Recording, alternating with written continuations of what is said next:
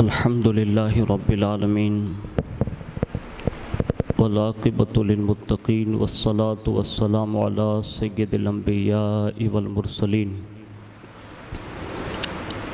وعلى آله وأصحابه وأزواجه وذرياته وأهل بيته وابنه الغوث الأعظم الجيلاني ومعين الملة والدين وشيخ الإسلام والمسلمين أعلى الحضرة الإمام أحمد رضا وعلى عباد الله الصالحين أجمعين أما بعد فأعوذ بالله من الشيطان الرجيم بسم الله الرحمن الرحيم وكذلك نري إبراهيم ملكوت السماوات والأرض وَلِيَكُونَ مِنَ الْمُوقِنِينَ صدق اللہ العظیم وصدق رسولہ النبی الامین المختار الکریم ونحن علی ذلک لمن الشاہدین والشاکرین والحمد للہ رب العالمین۔ آئیے سب سے پہلے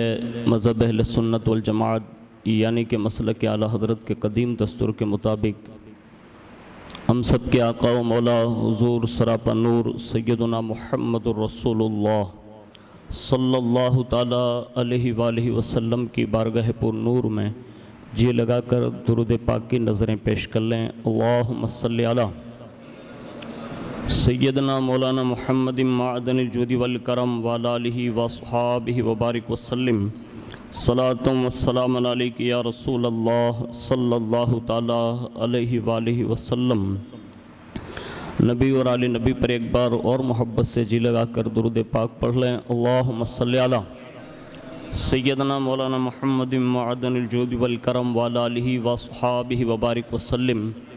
صلاۃ و السلام علیک یا رسول اللہ صلی اللہ تعالیٰ علیہ وآلہ وسلم۔ حصول برکت کے لیے ایک بار اور باواز بلند درود پاک سنا دیں۔ اللہم صلی وسلم وبارک علی سیدنا مولانا محمد النبی الامی الحبیب العالی القدر العظیم الجاہ وعلی آلہ وصحابہ وبارک وسلم۔ صلاۃ و السلام علیک یا رسول اللہ صلی اللہ تعالیٰ علیہ وآلہ وسلم۔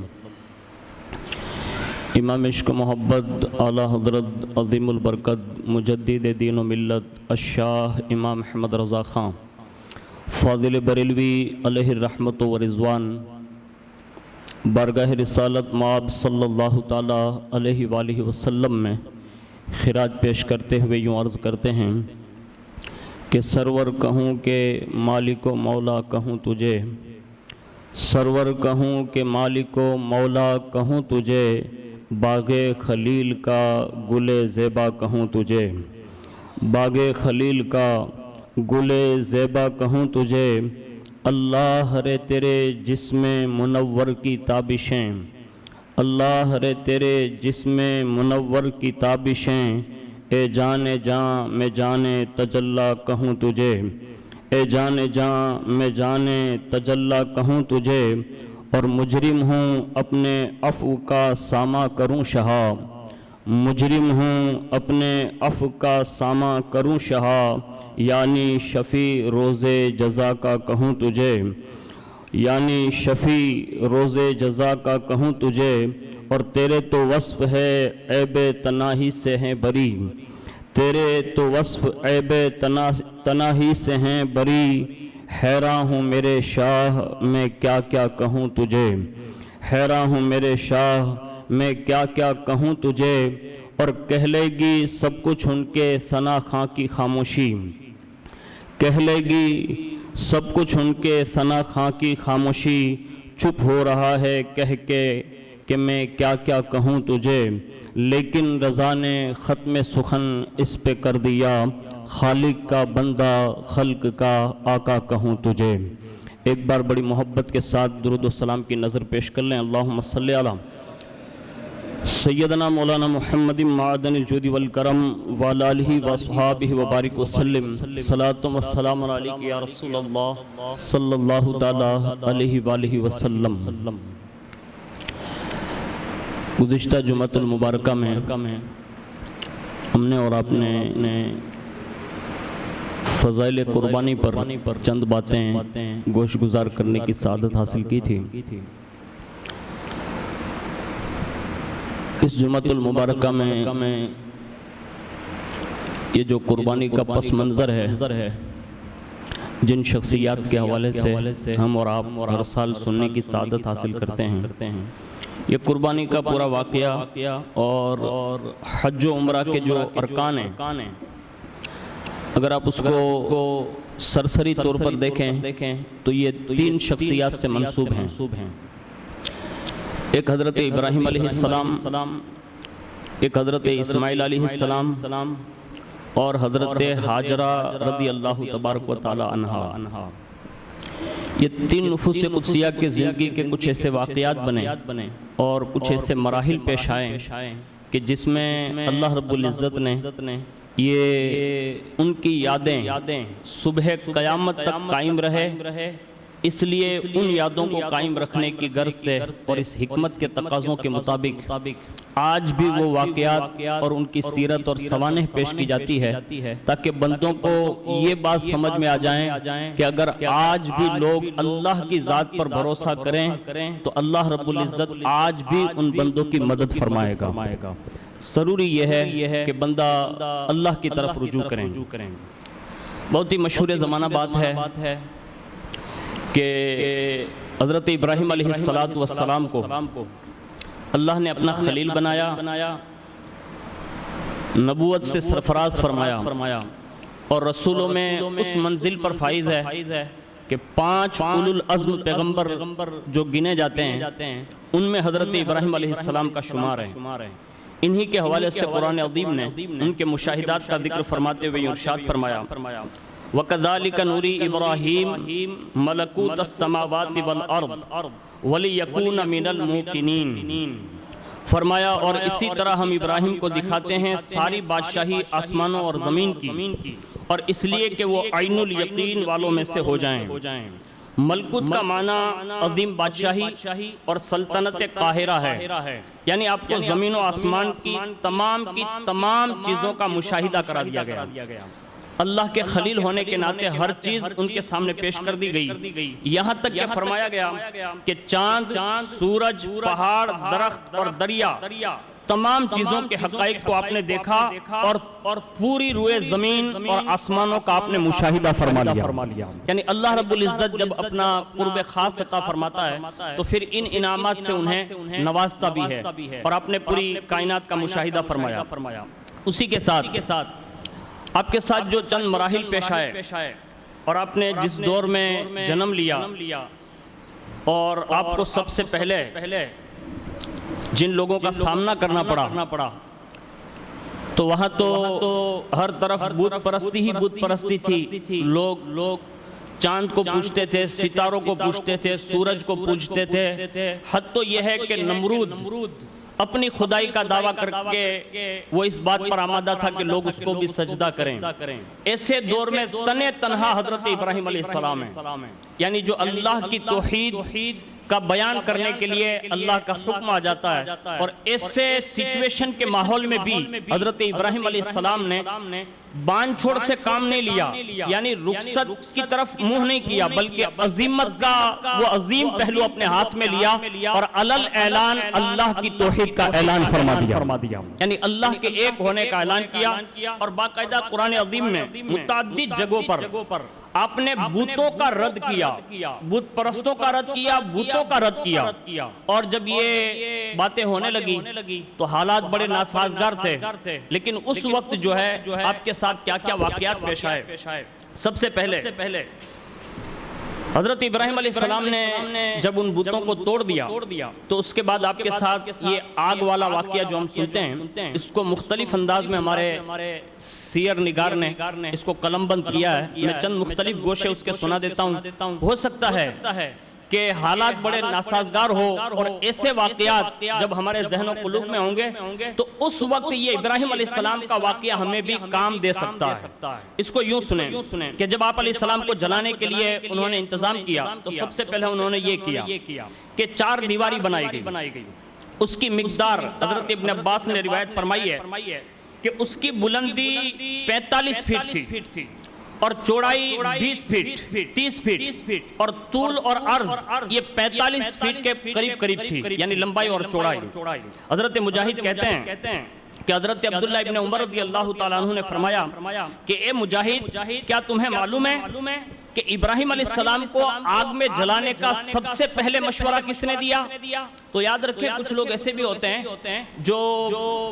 حق کے مقابل کھڑے ہو کر ایسے ناکارہ مشورے بھی دیتے ہیں۔ آج بھی ہم اور آپ دیکھتے ہوں گے کہ سینکڑوں لوگ ایسے مل جائیں گے کہ جب آپ کوئی اچھا کام کرنے جا رہے ہوں گے نا تو ایسے مشورے دیں گے معاذ اللہ کہ اچھے کاموں کو بند کرنے کے مطلب عزم پیدا ہو جاتے ہیں۔ اس کو یاد رکھیں، ایسے لوگوں سے ہمیشہ دور رہیں۔ اور اس کی ایک خاصیت یہ ہوتی ہے کہ اگر میٹنگ شروع ہو اور اس میں سب بولے، جو خاموش رہتا ہے نا اس کے اوپر نظر رکھنی چاہیے، اس لیے کہ جب وہ خاموش زیادہ جو رہتا ہے نا میٹنگ میں وہ زیادہ خطرناک ثابت ہوتا ہے۔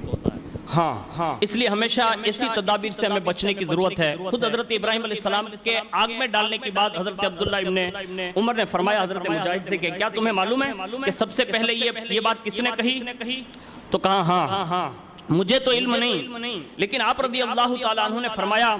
کہ وہ فارس کے دیہات میں رہنے والا ایک نام شخص تھا جس کا نام اقراد تھا،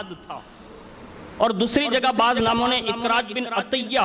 مکمل طور پر اس کا نام کا ذکر کیا ہے۔ دو قول ہے، دوسرا قول یہ ہے کہ اس کا نام ہیون تھا اور ایک کے مطابق حدیر تھا۔ اس شخص کو اللہ تعالیٰ نے یہ عذاب دیا جس نے آگ میں جلانے کا مشورہ دیا تھا ابراہیم علیہ السلام کے تعلق سے، کہ اللہ تعالیٰ نے اس بندے کو زمین میں دھسا دیا، اور روایت ہے کہ وہ قیامت تک دھستا ہی رہے گا، یعنی اللہ رب العزت کی اسے یہ سزا ملی۔ اس کے بعد فرمایا گیا کہ آپ کو جلانے سے پہلے حضرت ابراہیم علیہ السلام کو قید کر دیا گیا۔ انہوں نے پھر آگ جلانے کے لیے تیاری کر لی، اور جب لکڑیاں جمع کرنا شروع کر دی، یہاں تک کہ وہ 40 دن تک لکڑیاں جمع کرتے رہے اور لوگ جلاتے رہے، یہاں تک کہ ایک روایت ملتی ہے کہ معاذ اللہ اگر کوئی بوڑھی عورت بیمار ہو جاتی تو معاذ اللہ وہ ایسی منت مانتی کہ اگر میں بیماری سے شفا پا جاؤں گی تو میں بھی کچھ لکڑیاں ابراہیم کو جلانے کے لیے اس آگ میں ڈالوں گی، یعنی اس طرح کی بھی رسمیں نکلی۔ جیسا کہ آج ہماری عورتوں میں بھی داخل ہے ایسی باتیں کہ جس کو سراسر اسلام سے کوئی لینا دینا نہیں، ایسی منتیں وہ بھی آج بھی مان لیتی ہیں۔ اس لیے بیویوں کو بھی یہ چاہیے، بہنوں کو بھی یہ چاہیے کہ نظر ماننے سے پہلے کسی قابل مفتی صاحب سے پوچھ لینا چاہیے، یا کوئی عالمہ یا مفتیہ سے پوچھ لینا چاہیے کہ یہ نظر صحیح ہے یا نہیں ہے۔ آج ہمارے یہاں آپ دیکھتے ہوں گے کہ سینکڑوں ایسی منتیں ہیں جس کا دین سے کوئی لینا دینا نہیں ہوتا، لیکن ہم نے اس نظر کو سمجھنے کی کوشش نہیں کی۔ یہ جہالت کا دور تھا جس میں اس بڑھیا نے ایسی بھی منتیں مانی۔ اس کے ساتھ جب تمام لوگوں نے مل کر 40 دن تک محنت کر کے آگ جلا دی، اور وہ جل کر جب آسمانوں سے باتیں کرنے لگی، یہاں تک کہ فضا میں اڑنے والا کوئی پرندہ بھی اس آگ پر سے گزر نہیں سکتا تھا، اتنی مطلب تعداد میں آگ روشن ہو گئی۔ اس کے بعد جب ڈالنے کی بات آئی آگ میں، تو اس وقت کس نے مشورہ دیا؟ تو روایت میں لکھا ہے کہ جب آگ بہت زیادہ روشن ہو گئی اور اس کی حرارت اتنی دور تک پھیل گئی کہ اس کے قریب جانا انسانوں سے مطلب ناممکن تھا، اور کسی کافر میں یہ طاقت نہیں تھی کہ وہ اس کے قریب جا سکے۔ تو اسی درمیان شیطان جو ہے ان کا رہنما بنا، اور اس نے رہنمائی دی کہ ایک منجنک تیار کی جائے اور اس میں ابراہیم علیہ السلام کو اندر رکھ دیا جائے اور اس کو رسیوں سے جکڑ دیا جائے، اور اسی کے ذریعے یعنی گوفن کے ذریعے ان کو جو ہے آگ میں پھینکا جائے۔ اس انداز میں حضرت ابراہیم علیہ السلام کے لیے یہ فندہ بنانے کا مشورہ بھی شیطان نے دیا۔ اور اس کے بعد کیا ہوا؟ جب آپ منجمک میں مطلب ڈال دیے گئے اور آپ اس میں رسیوں سے جکڑ دیے گئے، اور جب آپ کو ڈالا جا رہا ہے تو اس وقت کیا خدا کی قدرت نہیں دیکھ رہی تھی؟ دیکھ رہی تھی، لیکن ساری کائنات کی مخلوق جس کو ہم اور آپ کبھی کبھی یہ سمجھتے ہیں، ابھی کے حالات یہ ہیں، آپ جانیں یا نہ جانیں، سوشل میڈیا سے یا سوشل ورکر سے اگر آپ کا تعلق ہے تو آپ کو پتا چلے گا، اگر آپ مارکیٹ میں کام کرتے ہیں تو آپ کو اندازہ ہوگا کہ آج کی دنیا میں ایمان والوں کے لیے جو حالات سنجیدہ جو پہلے تھے ایسے نہیں ہیں۔ ابھی سچویشن اتنی ڈاؤن ہو چکی ہے کہ ہر کوئی زہر بھری نگاہ سے ہمیں اور آپ کو تک رہا ہے۔ ایسی بنیاد پر اور ایسے حالات پر جب ہمارا جی گھبرائیں اور معاذ اللہ دین سے ہٹنے کے معاملات، ابھی حالات بن رہے ہیں یہ کہ معاذ اللہ رب العالمین اب دین کو پیٹھ کے پیچھے چھوڑ کر لوگ اس طرح اندر داخل ہو رہے ہیں کہ جیسے ایسا لگ رہا ہے کہ اللہ کی عزت کی قسم آنے والا وقت کہیں ہماری نسلوں کو ایسا نہ دیکھنا پڑے کہ ہماری قوم کے لوگ کہیں اسلام چھوڑ کر کہیں غیر مذہبوں کی طرف راجع نہ ہو جائیں۔ ایسے حالات ہیں، سچویشن ہے، لیکن سن لو ایسے حالات میں اللہ کی رحمت جو ہے نا کیا کرتے اس کو سنیے۔ سب سے پہلے یہ ہوا کہ جب آپ کو حضرت ابراہیم علیہ السلام کو رسیوں سے باندھا اور جب اس گوفن میں ڈال دیا گیا اور اس کے بعد جیسے آپ کو ڈالنے کی بات آئی نا تو ساری کائنات یہاں تک کہ اللہ تعالیٰ کی ساری مخلوق یہاں تک کہ فرشتے، جانور، وحوش و طیور، کوئی چیز ایسی نہیں ہے جس نے اللہ کی بارگاہ میں حیرانگی کا اظہار نہ کیا ہو کہ اللہ کیا زمین پر جو صرف ایک تیرا بندہ ہے ابراہیم جو صرف تجھے مانتا ہے، کیا آج اس کو بھی آگ میں ڈال دیا جائے گا؟ جب ساری مخلوق حیران کن ہے اس وقت رب کی رحمت نے کہا تمہیں حیرانی کیا ہے، پریشانی کیا ہے؟ کہا ہمیں حیرانی اور تعجب تو کوئی نہیں ہے، لیکن ہمیں تو نے طاقت دی ہے، اگر تو اختیار دے اور اجازت دینا تو ہم ابراہیم علیہ السلام کی مدد کرنا چاہتے ہیں۔ یعنی کائنات کا ہر ذرہ یہ کہنے پر آمدہ تھا کہ ہم مدد کریں، یہاں تک کہ روایتوں میں لکھا ہے کہ زمین و آسمان کے فرشتے، جانور، جس کے پاس جو بھی طاقت تھی نا سب نے اس کا اظہار کیا۔ رب کی حکمت کاملہ یہی تھی کہ آج ابراہیم کا امتحان بھی ہے اور میری رحمت کا بھی، آج دیکھ لیا جائے کہ ابراہیم دوسروں کی طرف رخ کرتا ہے یا اپنے رب کی طرف رجحان کرتا ہے۔ فرمایا جاؤ میں نے تم سب کو اجازت دی، جو بھی ابراہیم کی مدد کرنا چاہیں کریں، لیکن میری رحمت یہ کہتی ہے کہ ابراہیم تم سے بھیک نہ مانگے گا، مدد نہ مانگے گا، اگر اس کا رجحان کسی کی طرف ہوگا تو وہ صرف اللہ کی رحمت کی جانب ہوگا۔ اور یہ ابراہیم علیہ السلام نے کر کے دکھایا۔ سب سے پہلے فرشتوں میں جو زمین و آسمان کے فرشتے ہیں ان میں سے کسی نے آ کر عرض کی اگر آپ اجازت دیں تو ہم ابراہیم کی مدد کریں۔ اللہ تعالیٰ نے اجازت عطا فرمائی اور وہ تمام لوگ یہ چاہتے تھے کہ ابراہیم علیہ السلام کی مدد کریں، لیکن جیسے ہی وہ مدد کرنے کے لیے حاضر ہوئے تو فوراً ابراہیم علیہ السلام نے فرمایا کہ مجھے تمہاری مدد کی حاجت نہیں، مجھے تو صرف ایک حاجت ہے اور جس سے جو حاجت ہے وہ زیادہ بہتر جانتا ہے کہ میری حاجت کیا ہے۔ کہا وہ کون ہے؟ تو فرمایا کہ وہ معبود حقیقی ہے جس کا کوئی شریک نہیں اور اس کے سوا کوئی معبود نہیں۔ اپنے اللہ کی حمد و ثنا بیان کی اور اللہ کی طرف رجوع کیا۔ دوسری بات یہ لکھی ہے روایت میں کہ حضرت ابراہیم علیہ السلام کے پاس سب سے پہلے ہواؤں کے فرشتے آئے اور وہ فرشتہ حاضر ہوا جو ہواؤں پر مقرر تھا۔ اس کے بعد دوسرے فرشتے آئے جو پانیوں پر تھے، ان دونوں نے آ کر عرض کی اگر آپ ہمیں اجازت دیں تو ہم آگ کو ختم کر دیں۔ آپ نے فرمایا مجھے تمہاری امداد کی ضرورت نہیں، ایک جملہ کہا حسبی اللہ و نعم الوکیل، میرا اللہ مجھے کافی ہے اور وہی بہتر کارساز ہے۔ اللہ کی طرف رجحان کر کے یہ آپ نے ارشاد فرمایا۔ جب وہ فرشتے بھی چلے گئے ہوا اور پانی کے بھی تو پھر حضرت جبریل علیہ السلام حاضر ہوئے، عرض کیا آپ کو اگر میری امداد کی ضرورت ہو تو میں آپ کی مدد کر سکتا ہوں۔ آپ نے فرمایا مجھے تمہاری مدد کی ضرورت نہیں۔ جبریل علیہ السلام نے کہا اچھا تو پھر اپنے رب سے ہی سوال کر لو۔ تو آپ نے فرمایا حسبی من سوالی علمہ بحالی، فرمایا وہ میرے حال کو بھی جانتا ہے اور میرے بغیر سوال کیے وہی رب میرے لیے کافی ہے۔ یعنی مجھے اس رب سے سوال کرنے کی بھی ضرورت نہیں ہے، اور یہ انتہا درجے کی رضا کا مقام ہے کہ اللہ کی رضا پر راضی رہنا، اور یہ ابراہیم علیہ السلام نے ثابت کر کے بتایا۔ کہا مجھے سوال کرنے کی بھی ضرورت نہیں۔ یہ تو وہ لوگ تھے جنہوں نے ابراہیم علیہ السلام کو آگ سے بچانے کے تدابیر سوچے، اور کچھ مخلوق ایسی بھی تھی جنہوں نے جلانے میں مدد کی۔ یعنی یہ اندازے انہوں نے پیش کیا، حالانکہ ان کو وہاں قریب جانے کا کوئی وہی نہیں تھا آپشن، لیکن کچھ لوگ ایسے بھی تھے جو جانوروں میں بھی تھے۔ اس میں سے ایک چھپکلی کا نام آتا ہے، جو دیواروں پر رینگتی رہتی ہے، اس نے بھی یہ کوشش کی کہ معاذ اللہ آگ میں زیادتی کرنے کے لیے اس نے پھونکیں ماری۔ ایک روایت یہ ملتی ہے کہ یہ گرگٹ جس کو ہم کہتے ہیں نا کاکنڈا، اس نے بھی یہ کوشش کی، لیکن ان کے کہنے سے یا کرنے سے آگ زیادہ تو نہیں ہوتی، لیکن انہوں نے نبوت اور رسالت کے بغض میں یہ پھونک مار کر اس نے اپنی دشمنی کا اظہار کیا، اور دیگر مخلوق نے اپنے اپنے انداز میں حضرت ابراہیم علیہ السلام کی آگ کو بجھانے کی تدابیریں کی۔ لیکن سنیں، جب یہ انکار کر دیا حضرت ابراہیم علیہ السلام نے کہ مجھے کسی سے مدد نہیں چاہیے، تو پھر جب آپ کو آگ میں ڈالا جانے لگا تو روایت یہ ملتی ہے کہ رب تعالیٰ کی رضا پر وہ راضی تھے، اور جیسے ہی آپ کو پھینکا نا تو آپ کی زبان پر ایک کلمہ جاری ہوا، لا الہ الا انت سبحانک لک الحمد ولک الملک لا شریک لک۔ فرمایا تیرے بغیر کوئی معبود نہیں، تیری ذات پاک ہے، سب تعریفیں اور خوبیاں تیرے ہی لیے ہیں، سب چیزیں تیری ہی ملک میں داخل ہیں اور تیرا کوئی شریک نہیں۔ جب کافروں نے آپ کو آگ میں ڈالا اور جیسے آپ آگ میں پہنچے تو اللہ کا حکم آیا، یا نارو کونی بردم و سلامن علی ابراہیم، اے آگ ٹھنڈی ہو جا سلامتی کے ساتھ۔ جیسے ہی اللہ کا حکم پہنچا حضرت ابراہیم علیہ السلام کے لیے وہ آگ کا آتش کدہ گلزار کی صورت اختیار کر گیا، یعنی باغ بنا دی گئی۔ اور روایتوں میں ملتا ہے، مسند ابن احمد میں حضرت علی المرتضی کا ارشاد مذکور ہے کہ اگر اللہ تعالیٰ لفظ سلامن نہ کہتا، یعنی سلامتی والا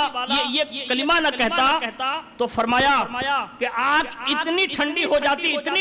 جاتی کہ پھر آگ اپنی فطرت ہی بدل دیتی، اس سے پھر کوئی چیز کام نہ لی جاتی۔ اس کے سوا لکھا ہے کہ جب حضرت ابراہیم علیہ السلام کو آگ میں ڈال دیا گیا اور آگ باہر جلتی رہی، یہاں تک کہ حضرت ابراہیم علیہ السلام باغ کی شکل و صورت دیکھ رہے تھے اور اسی میں آرام سے وہیں دن گزارے، یہاں تک کہ جب آپ کو آگ میں ڈالا گیا تو فرشتوں نے آپ کو پہلوؤں سے پکڑ کر اس جگہ زمین میں بٹھا دیا جہاں ایک میٹھے پانی کا چشمہ تھا، ارد گرد گلاب، نرگس، چنبیلی کے پودے اور پھول اور اپنا حسین و جمیل پس منظر پیش کر رہے تھے۔ آگ نے صرف ان رسیوں کو جلایا جن سے آپ کو باندھا گیا تھا، اور جلنے سے آپ کو کسی قسم کا کوئی ضرر، رسیوں کے جلنے سے کوئی ضرر نہ پہنچا۔ خیال رہے کہ جب ابراہیم علیہ السلام کی آگ ٹھنڈی ہوئی نا تو اللہ کی قدرت کا کرشمہ دیکھیے کہ کائنات میں جتنی آگے اس وقت جل رہی تھی، اللہ کے حکم سے جو اس گلزار کو بنانے کے لیے یہ کہا نا کہ آگ ٹھنڈی ہو جا، تو اللہ نے اس دن اور اس لمحے میں کائنات کی ہر آگ کو ابراہیم علیہ السلام کی محبت کی خاطر بجھا دیا تھا۔ یعنی کائنات میں کوئی آگ اس وقت نہ جل رہی تھی جب ابراہیم علیہ السلام کے لیے حکم آیا۔ میں کہتا ہوں جب قدرت فیصلہ کرتی ہے نا تو صرف وہ نمرود کا آتش کدہ نہیں بجھتا، وہ صرف آتش کدہ گلزار نہیں ہوتا، کائنات میں جتنی آگے ہے وہ بجھ سکتی ہے۔ آج بھی جو نفرت کی آگ لوگوں کے دلوں میں جل رہی ہے، اگر آج بھی بندے اللہ کا قرب تلاش کرے، اللہ کی عزت کی قسم، ساری کائنات ساری مخلوق کے دل جو ہے وہ اللہ کی شان اس کی دو انگلیوں کے درمیان ہے، وہ جب چاہے گا نفرتوں کو دور فرما دے گا اور لوگوں کے دلوں میں محبتیں پیدا فرما دے گا۔ لیکن ہمیں یہ چاہیے کہ ہم اللہ کے قرب کی طرف آئیں، اور یہ قرب جو ہے نا وہ قربانی مانگتا ہے، یعنی بغیر قربانی کے کسی کو قرب نصیب نہیں ہوتا۔ یہ ابراہیم علیہ السلام ہے کہ جب آپ کا یہ پس منظر دیکھا، کتنے دن رہے؟ روایتوں میں لکھا ہے کہ 40 یا 50 دن رہے، لیکن جتنے دن رہے نا ابراہیم علیہ السلام جب باہر نکلے تو کسی نے پوچھا، کہا آپ آگ میں گئے تھے تو کیسے دن گزرے؟ 40 دن گزارے، 50 دن گزارے، کیسے گزرے؟ کہا زندگی میں جتنے بھی دن گزارے اور باقی جو گزریں گے، جو عیش، جو عشرت اور جو مزہ میں نے اس آگ میں دیکھا ہے، اللہ کی عزت کی قسم میں نے کہیں اور نہیں دیکھا۔ یہ لذتیں ملتی ہے قرب خداوندی ملنے کے بعد۔ ہمارے مورخ صوفیاء نے بیان کیا ہے تفاسیر میں، کہا جب قرب کی بات ہوتی ہے نا تو اللہ آزماتا ہے۔ جب ابراہیم علیہ السلام نے قرب کی بات کی تو کہا ابراہیم آگ کے لیے تیار ہو سکتے ہو؟ کہا مولا ہاں، تیرا قرب مل جائے نا تو ابراہیم آگ میں کودنے کے لیے بھی تیار ہے۔ یعنی اس انداز میں انہوں نے قرب حاصل کیا۔ اور ایک روایت میں لکھا ہے کہ حضرت ابراہیم علیہ السلام اللہ تعالیٰ نے حضرت ابراہیم علیہ السلام کے لیے ایک سایہ کرنے والے فرشتے کو آگ میں بھیج دیا۔ اور جیسے ہی وہ اندر آیا آپ کے پاس بیٹھا اور انس کے لیے باتیں کرنے لگا، اور ایک روایت میں لکھا ہے کہ حضرت جبریل علیہ السلام کو جنت سے قیمتی لباس بھیج کر حضرت ابراہیم علیہ السلام کے پاس بھیجا، اور پھر کہا کہ آپ کو آپ کا رب کہتا ہے کہ آپ کو معلوم نہیں کہ آگ بھی میرے محبوبوں کو جلا نہیں سکتی۔ یہ جملے حضرت جبریل علیہ السلام نے کہا، اور اس کے بعد لکھا ہے کہ نمرود جو تھا نا، اس نے ایک محل بڑا بنا رکھا تھا، اس پر سے اس نے وہ آگ کی طرف دیکھنے کے لیے جیسے اوپر چڑھا نا، تو کیا دیکھا کہ ابراہیم علیہ السلام تو آگ میں بیٹھے ہیں، اور اس کے پاس ایک فرشتہ ایسا ہی بیٹھا ہوا ہے جیسے ابراہیم علیہ السلام کی شکل و صورت ہو، اور وہ آپ سے باتیں کر رہا ہے، اور آپ کے ارد گرد جو ہے لکڑیاں جل رہی تھی، جو آگ جل رہی تھی وہ تو جل رہی تھی۔ اس نے وہیں سے پکارا، کہا ابراہیم کیا تم اس آگ سے نکل سکتے ہو؟ تو ابراہیم علیہ السلام نے فرمایا ہاں میں اس آگ سے نکل سکتا ہوں، اور اس بے وقوف نے یہ بات اس لیے کہی کہ جب وہ نکلیں گے نا تو کم از کم آگ ان کو جلا دے گی، تو کہا میں نکل سکتا ہوں، تو کہا کہ آپ نکلیے، بس اتنا کہا نا، حضرت ابراہیم علیہ السلام فرماتے ہیں کہ میں اٹھا اور چلتے چلتے آگ سے نکل آیا، اور جیسے باہر نکلا نا تو آپ علیہ السلام سے نمرود نے پوچھا کہ تمہارے پاس تمہاری شکل میں ایک دوسرا آدمی تھا، وہ کون تھا؟ تو فرمایا وہ سایہ پر جو مقرر فرشتہ ہے نا، اللہ تعالیٰ نے میرے پاس بھیجا تھا تاکہ میں اکیلا پن محسوس نہ کروں اور کسی قسم کی کوئی گھبراہٹ محسوس نہ کروں، بلکہ میں اس سے باتیں کر کے انسیت اور محبت حاصل کر سکوں، اس لیے اللہ نے اسے میرے پاس بھیجا تھا۔ اس انداز میں حضرت ابراہیم علیہ السلام نے آگ میں رہ کر بھی اللہ کے قرب کو تلاش کیا۔ آج ہم اور آپ ہیں اللہ کے قرب کے لیے سب سے بہترین تحفہ جو آنے والے مہینے کے 10 دن ہیں، یہ 10 دن بہت اہم ہے، جس کی قسم اللہ نے قرآن پاک میں بھی یاد فرمائی ہے۔ اس میں اکثر ہمارے بزرگوں نے شروعات کے چند دنوں میں روزے رکھنے کا حکم ہے، اور خاص کر کے قربانی کے دنوں میں ہمیں قربانی کا حکم ہے، اور اسی دنوں میں ایام تشریق بھی ہے جو بہت قیمتی اور بہت ہی اللہ کے یہاں محبوب ایام ہوتے ہیں۔ ہمیں یہ چاہیے کہ آنے والے مہینے کے 10 دنوں میں کوشش یہ کریں اللہ کا قرب تلاش کریں، اور اگر اللہ نے وسعت دی ہے تو قربانی کریں ان 3 دنوں میں، اور ان 3 دنوں میں جو قربانی کرتے ہیں نا، ایک عجیب و غریب نقطہ ہمارے بزرگوں نے بیان کیا ہے کہ جب بھی کوئی بندہ ایک جانور کو ذبح کرتا ہے اور اللہ کے نام پر ذبح کرتا ہے، اس سے سارے انعاموں میں سب سے بڑھ کر جو انعام ملے گا نا، وہ قربانی کا انعام یہ ہوگا کہ اللہ اس سے اپنا قرب نصیب فرما دے گا۔ اس سے بڑھ کر ہمارے لیے اور آپ کے لیے آسان کیا ہو سکتا ہے کہ ان نفوس قدسیہ نے اس انداز میں بھی اللہ کا قرب حاصل کیا، اور ہمارے لیے حضور کے توسل سے اتنے آسان راستے اللہ کے قرب کے لیے اللہ نے عطا فرمائے ہیں۔ اللہ تعالیٰ مجھے آپ کو کہنے سننے سے زیادہ عمل کی توفیق عطا فرمائیں، اور ان بزرگوں اور ان نفوس قدسیہ کی راہ پر ہمیں استقامت کے ساتھ چلنے کی توفیق عطا فرمائیں۔ آمین یا رب العالمین برحمتک یا ارحم الراحمین۔